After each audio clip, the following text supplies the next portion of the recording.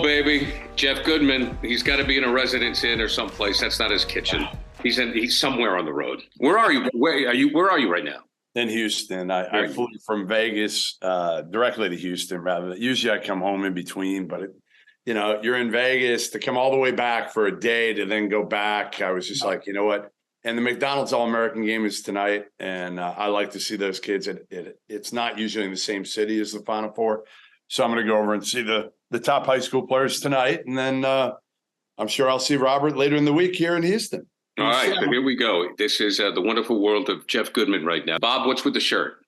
In the honor of the Transylvania Pioneers women's basketball team, undefeated, 32-0, who on Saturday afternoon in Dallas will be playing equally undefeated Christopher Newport of Newport News, Virginia. How many times, Jeff, in your experience, has anything like that ever happened at any level in any sport?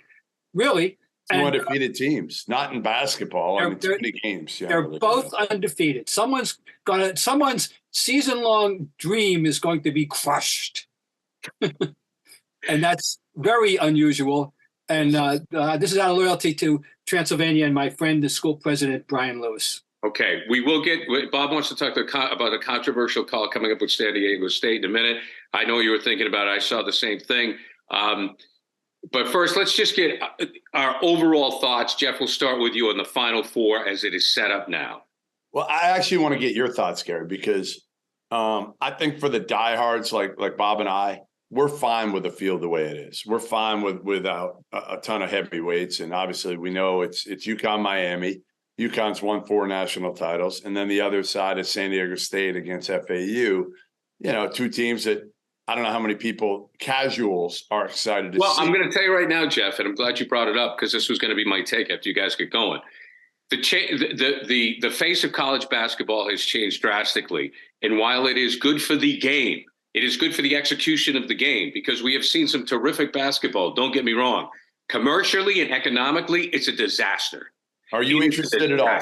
Are you, as a casual fan, interested in the Final Four? What level from 1 to 10? 6. Because I am interested in UConn because I'm interested in the coach, the other Hurley. Yep. And my kid went to his basketball coach once, the basketball camp, Yeah. And I was so I'm worried about this. That's what I'm worried about. I'm worried about a few things. All right. First of all, the reason we are where we are is because you've got the transfer portal, you've got NIL, you've got these inflated balls that don't help the 3-point shooting right now. They're overly inflated because the people that are actually blowing up the air in the balls are not actually basketball guys. It could be anybody. But it's so generally get Brady's manager on that. I know it's Inflategate, not Deflategate. So I think those are the main reasons. Then you add the extra COVID year. For 4 years now, this is year 2. We're going to have 2 more years of this where you're having 25-year-old kids still in college playing against 18-year-olds.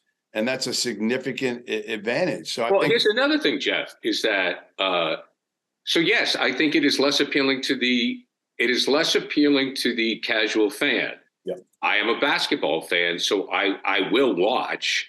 But I think overall, people need the Indianas and the North Carolinas and the Duke. And here's another thing. Are any of these guys from Florida Atlantic or San Diego State, are they playing in the NBA after this? Probably not. See, that's another thing. People want to see the new stars of tomorrow. So commercially, I think it's a disaster for the league. Hard sell. It's a hard rating sell. Already the tickets have gone down on the secondary market about 40%. Sure. And Houston's not a great city to have it in any way because it is incredibly spread out. You've got some people staying by the arena, which is 20 minutes away from downtown. I'm downtown. There's people staying in the Galleria. That's 20 minutes from both downtown and the arena. The best places, Bob knows this, to have the Final Four are those that are condensed. Indianapolis, New Orleans, San Antonio, with good weather also. Yeah, here's another thing. And Bob, before you get going, I'll throw this out to Bob. Who travels? I mean, when you talk about UConn. Just UConn. Just UConn, right? I mean, San Diego State. Anybody from the Aztecs traveling? They actually have a good smaller, diehard fan base. Their home court advantage is awesome. Vieja Center is I will say this, when I covered the 2 games between Kawhi Leonard and Jimmer Fredette, and I went to both at San Diego State and at BYU, those might have been, honestly, if I'm ranking my favorite games, my favorite atmospheres of all I've covered in college basketball history, those are 2 of my top 10. But again, no, they're not Duke, they're not Carolina, they're not Kansas. You know what it is too? We've lost a lot of big time coaches from the game that are faces of the game. Sure. So now, Jim Larinaga, yeah, it's a cool story. I mean, I call him everybody's favorite grandpa. That's because he is. He's that likable dude who's a storyteller. But, Danny Hurley is the villain here. And I don't know how many people even know who Danny Hurley is. All right. Number one, I'm going to hit one thing you said. Those are the only 3 places the Final Four should ever be, the 3 you mentioned. Period. Yes. If you get down to 1, it's Yes. Indianapolis. So, I mean, all right, now, you're right. Now, everything you said, both of you guys, reflects the feeling of a majority of American sports fans. Yep. I totally concede that you need the big names. It's true in every sport except football. It's true. It's true in baseball. You hear people moaning when, or NBA. I remember one year, for example, guys, it was a really good possibility of a Utah, Indiana finals. Right? And I thought it would have been a terrific finals on the court, which nobody would have watched outside of diehards like me.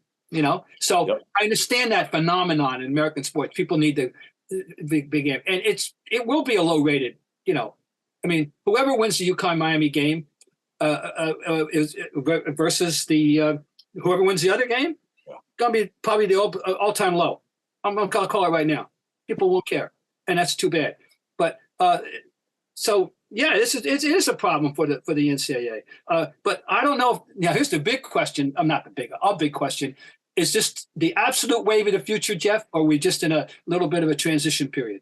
I mean, I think, again, because of the extra COVID year, that's the big thing right now. That's the, the portal's the portal, NIL. Yeah.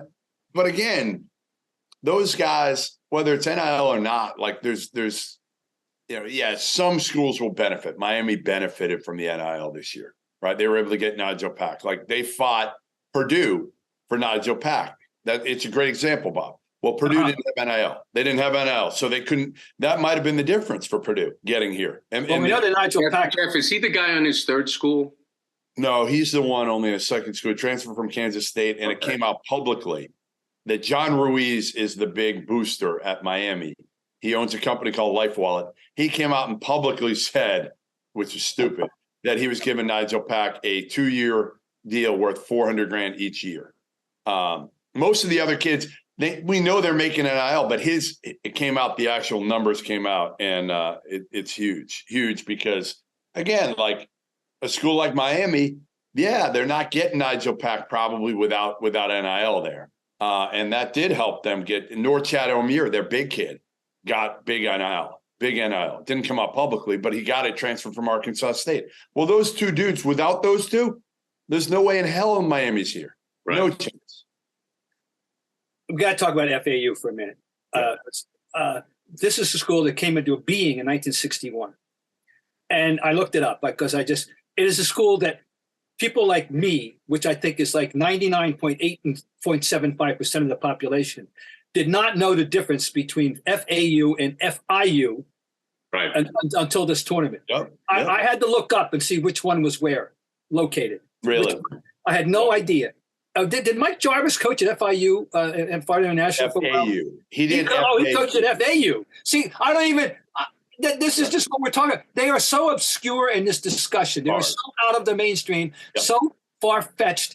It's incredible that they're in the same discussion with a multi-champion like UConn.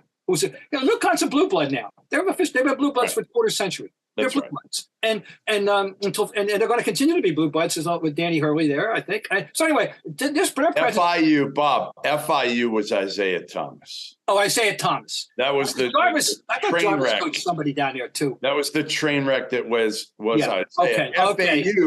FAU has had their share of former NBA guys, which you will know. Sidney Green failed there. Mike Jarvis Sr. failed there. Michael Curry. So like two former NBA guys, Sidney Green and Michael Curry, were both terrible there. Dusty May took over after Michael Curry and has done, the former Indiana manager has done. That's a great story. Yeah, it is. That's Okay. a great story. Now, their opponent, I have long maintained, is the sleeping giant of college sports, San Diego State. I never could understand why they weren't perennial good in everything, simply because who wouldn't want to go to school for 4 years in San Diego? I would. Yes. I mean, I just thought that they would always should be good. And they've had their little football moments. We know that. Yeah. And they had Kawhi Leonard, and I saw that. I was covering that tournament. And by the way, I didn't think he was anything.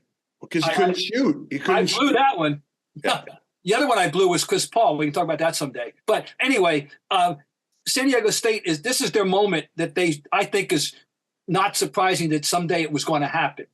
So that's okay. And of course, so it's just interesting, their presence, that these two guys are here the same. Now, if there was ever a year when we're going to have this, it was this year. We all know this is as weird and wonderful and wild a year as there ever has been with perennial, with multiple number ones, with 2 weekends in a row where 1 and 2 lost the same night on the Saturday night, and which the 4 number 1 seeds, the fewest losses was 5. I don't know if you've ever had anything like that. Yeah, no, if it was ever going to happen, it was going to be this year, guys. No doubt. And that's why, again, you're surprised at which teams got there. Because you look through it and you're like, all right, there's no way FAU, San Diego. You kind of said that about all these teams. But you knew somebody was going to crash the party. Somebody. You just didn't think it was going to be these three and a UConn team that, frankly, Gary, when I was there before the start of the season, even Dan Hurley was like, yeah, we're like top 25-ish. They didn't have a point guard, right? But they have a pro in Jordan Hawkins. He'll be a lottery pick, I think. And 2 stud bigs in Adama Sanogo and Don McClain. Now, the thing that's changed it, Bob, for UConn, like I remember Hurley takes over the program, and he had to take UConn from URI. And he takes it over, and then he realizes, oh, shit, it's not easy to recruit to the American Athletic Conference, where I've got to tell these kids that they're going to play against Tulsa, East Carolina, and some of these schools that they've never heard of. So he's bitching and complaining about the American, and the best day of his career, other than when he went to the Final Four, was when they went from the American to the Big East, because then he could get guys like Hawkins, like Sanogo, and he's done a great job with this group. They're the clear favorite, and again, Hurley, he's not he's not your traditional villain, but he's entertaining as hell on the podium, as Bob will find out, on the court, obviously, with the refs. There's nobody more entertaining. Look, just put a camera on him all game. He's the coach. You're fixated. He's the coach most likely to get a crucial tee at the wrong moment. Yes. He's proven that this year. He and his brother, yes. Yeah. No, Bobby's a bad, but I don't associate him as much as Danny. Oh, yeah. You just don't see him as much in the Pac-12. Yeah, that's right. You do. Okay. All right. All right, guys, we're going to talk about UConn. Garrett. They're a unique team in the history of sport. Nobody ever brought a useful 7'2" guy off the bench in the history of college basketball that I know of, other than UCLA with Swen Nader. But he wasn't 7'2". He was 6'11". Oh! I caught that one on the fly. I didn't want to. But no one's ever brought a 7-footer off the bench like this. They've brought 6'11". Swen Nader. The only reason I remember Swen Nader is he was the other net, other than Dr. J. He was the other guy in the Nets. So, Bob, San Diego State call at the end of the game. I saw the call, and at first my gut reaction that's a non-call. That was my gut reaction. That's a non-call. The guy did hit the floor, so I was a little wishy-washy after that. Your thoughts? I have tweeted that I believe that I could be the devil's advocate argument either way. Yeah. This is an unwinnable argument. There is no absolute right and wrong. I don't want to hear about if it's a foul in the first minute, it's a foul at the end. No, I don't believe in that. I think it's a tough call. I don't believe that at all. And I think, and the kid admitted the shot wasn't disrupted. That the left hand was grabbing the jersey. That's hard to refute. He did it, but you had to see the replay for us to see that he did it. It didn't knock him off. you hate seeing the game decided that way. We all agree to that. Everyone agrees. Oh, sure. Then everybody agrees. Then we disagree about the severity of it and whatever. But I wish it had not been called. I didn't want to root against the kid. Part of me said miss him, because that wasn't the way the game should end. But you don't want that kid to carry that around the rest of his life either if they lose the game. I don't want that. So I didn't want that either. But I wish it had not been called. And I think for me, it's about a 60-40, I'd rather that it wasn't called than, technically it was a foul, but it's just an inopportune moment for that. I agree with that. I agree. Technically it was a foul. It sucks because you're right. You don't know how much it affected the shot, but the ref had the angle. I mean, he had the angle on it. Because here's the other thing that an argument people are making, which I support. You know how many fouls were called in the second half of that game? Go ahead. 11. And they were calling it loosely all night. Yeah. That is an argument that we The hard part is these refs are evaluated. So they want to get to the Final Four. Oh, I understand. They're close. They're so close. So they're thinking to themselves, I can't miss one here. I cannot miss a call. I got to call it the right way. There's a lot of pressure on them. Well, the guy went by the book. I don't think that if you're evaluating that official, and Jeff, you may know him. I don't know. But if you're evaluating that official, you have to say he did the right thing. Yeah, I thought, again, he certainly had his hand on the guy's kind of right above his hip. And, again. Well, and a kid, but I love, let's give credit to two parties here. The kid for publicly admitting it didn't disrupt his shot. Yeah. And McDermott, the reaction. Did you see the post game? Did you see McDermott talking to his team after the game? Have you watched that video yet, Bob? No, I just read some excerpts. You'll cry. I mean, just talking to the team in the locker room. I mean, a lot of these are similar, I'm sure, but this one they put out there publicly, and it's like but that's taking a high road, and that's an example that should be followed and set, by a lot of people. So if there's any quote good to come out of it from, he didn't pour salt into a wound. And matter of fact, he did his best to make the situation better. So that's a good thing. But it's the nature, it's the nature of the game. And the name that came up right away, and John Clougherty, 1989, Romeo Robinson, and then the same thing happened. They took him off the hook as much as possible. But if I'm a referee, it's my nightmare. I mean, imagine what's going on in the three referees' heads as that ball, either way, as that ball is inbounded. Please God, don't put us on the spot. That's what I would be thinking. That's the problem. No matter what you call, I mean, I get it all the time on Twitter now. It's never the team's fault that they lose, according to the fan base. Never. It's always the official's fault. They didn't make a three in the second half or whatever. Gonzaga lost by 30. Okay, they lost by 30. Oh. And it was still the fourth foul on Drew Timme, which was not a great foul called by John Gaffney. But trust me, if Drew Timme had played 40 minutes with 0 fouls, Gonzaga here's the other thing, and I agree with you. It was a terrible fourth call. His third call was unforgivable on him. Yeah. He put himself in that position with a stupid third foul. Yep, you're right. There's another historical reference along the way in the tournament. I never forget. And I do, same thing. Everybody bitched and moaned because the guy got the fourth foul, but it was the third foul that put him in that. Put him in the equation. Fault. No, Timmy, there's no argument there. And for me, no, Gonzaga. When you lose by 28, I'm sorry. Well, it's but also, yeah. And I picked them. They were my guys. Meanwhile, let's go Huskies. I'm going to come on board here. And I love Larinaga too, as I very much. But hey, why not?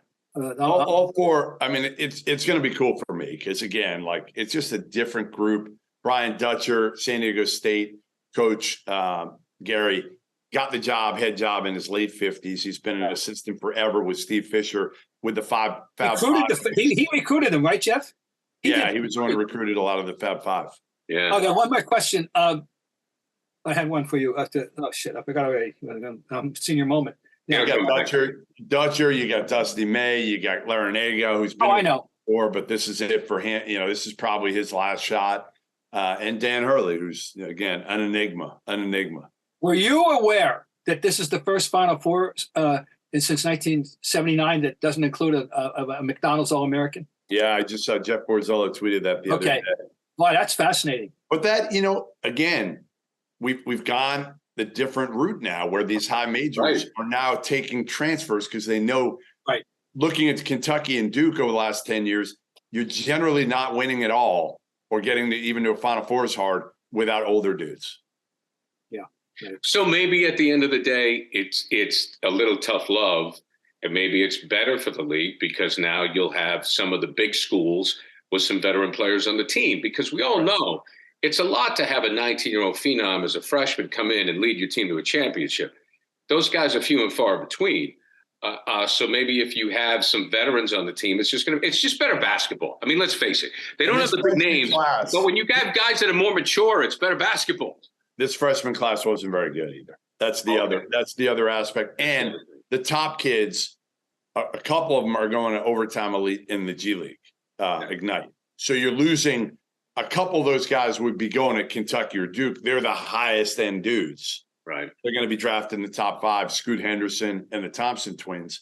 They go to G League Ignite and overtime elite. So it's different. The disparity now closes. You don't have as many great elite high school guys.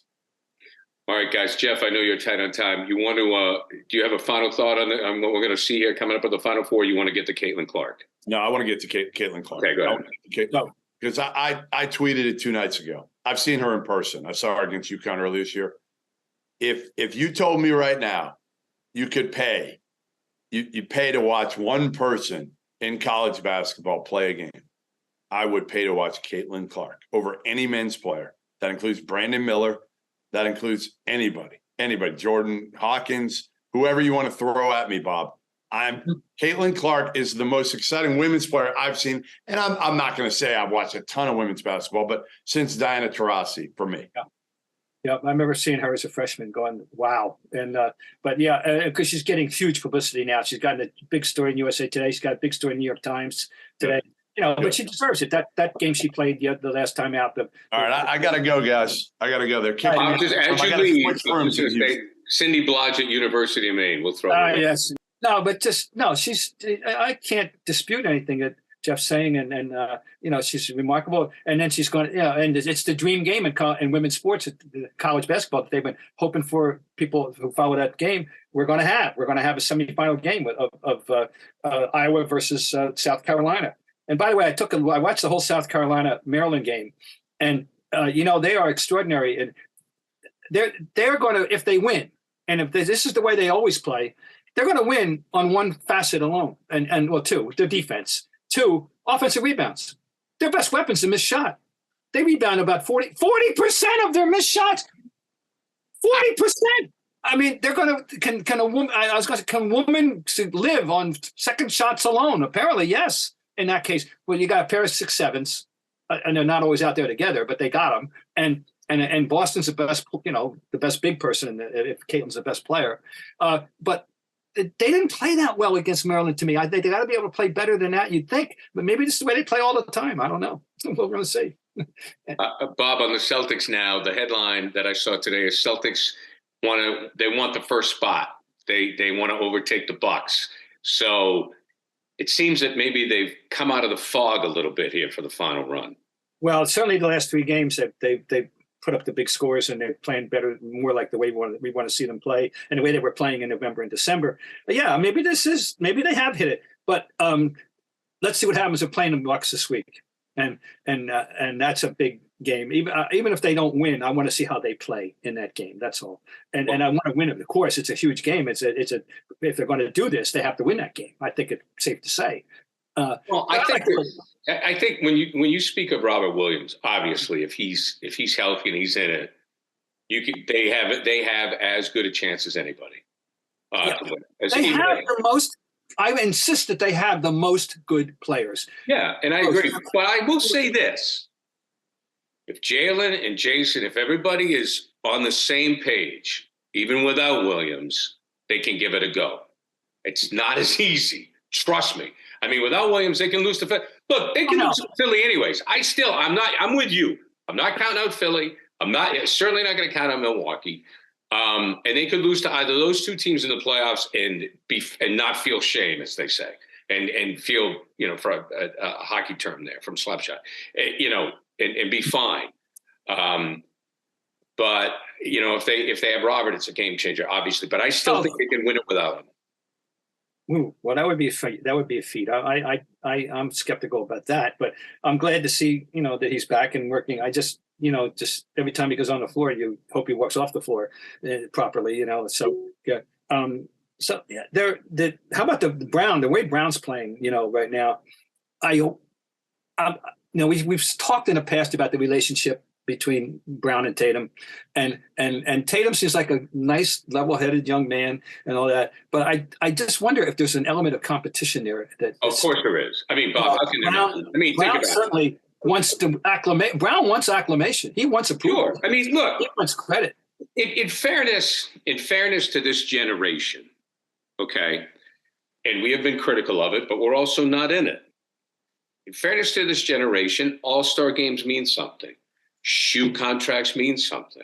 I mean, my son can tell you who has all the shoes, where Bob Ryan could tell you who was coming off.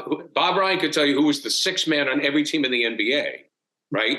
Kids don't tell you that anymore. They tell you who has each shoe. That's just the time we're living in. Well, when I grew up, there was one shoe. You wore Converse, so you didn't play.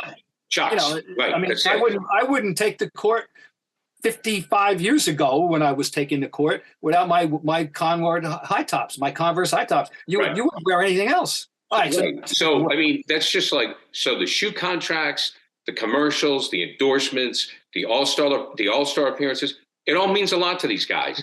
The individual treatment, like Jaylen Brown wants to be considered the equal to Jason Tatum. It's obvious. Yeah. And I think at the end of the day, he's probably going to leave because of it. And I just think that's the reality we live in. I'm resigning myself. I'm preparing myself for that reality. Thank you. You're right. I agree with you. I'd be pleasantly surprised if when his opportunity comes, he doesn't, make the goo-goo eyes at some other greener pasture in his mind. And I like him. I mean, I like both of them. That's the thing. They're both different. They're both fine young men. They are. There's like no reason to complain about either one of them. It's just I think that Jaylen Brown is going to want to be the guy. And as long as he's here, it's always going to be Jason Tatum. In that case, they better get this done. Next 2 years, they better get it right. Get it done. And technically, they don't need improvement. I don't think. They just need to play the right way that they know that are capable of playing and take their chances. I take their chances with anybody if they play the right way. They don't need better players. They got enough good players. And they made a great move on the offseason with Brogdon, obviously. And White has blossomed. I thought that was interesting to see how Popovich was beaming about the progress of White and how happy he was the other night talking about White and how much White was a great kid. He loved him and the way he developed, and he's happy for him. That was nice. And no, they got enough good players, and I think to do what they need to do. Your guy Pop. I thought he was going to quit when Duncan quit. Yeah, well. He still likes to smell the gym. I guess and he's a septuagenarian now. And everybody's happy. Yeah, and his record, is going to be. I guess the W's and L's are going to be significantly different than in the final analysis than we thought they were going to be. But his legacy is secure with the multiple championships. He's not going to be thought of any less and shouldn't be, even though the Spurs are pretty bad right now. So I don't know if it'll ever happen. I want him in the booth now. It'd be interesting. Yeah, he'll be interesting. Very interesting, Bob. Are you kidding me? I know, because he's not. He would be unfiltered. He would be unfiltered. I'm pretty sure. You wouldn't have to worry about that. And that would be. How about this? Here's my thing. You put no disrespect to Van Gundy. Mike Breen, Perkins, and Pop. That's a trio. That's an interesting mix. I always wanted the mix. I always wanted when he was in college. Although the other guys out of the picture right now was Walton and Dakic on the same. That docket, that would have been interesting. But that would have been interesting. Dakic, whatever. He's gone. So I don't know what they. Well, Bill by himself. My last memory when I saw Bill, I asked him one question. He goes, I got 5 minutes. I asked him one question. He went 6. Oh, I like to kid him. I said, Bill, I always like it when you finally get him out of talking about basketball.